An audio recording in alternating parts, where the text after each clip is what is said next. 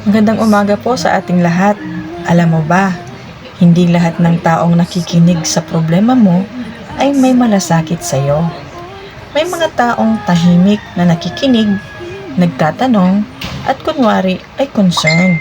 Pero, ang totoo, iniipon lang nila ang mga sinasabi mo para may maikwento sila sa iba.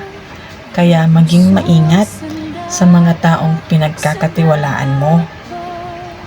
Hindi lahat ng nagtatanong ay interesado sa kapakanan mo, at hindi lahat ng nakikinig ay tunay na nakakaunawa.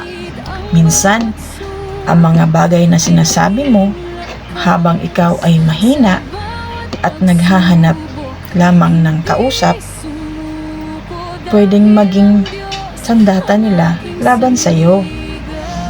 Kaya matutong pumili kung kanino ka magsasalita. Hindi naman ibig sabihin na kailangan mong maging cold o walang tiwala sa lahat.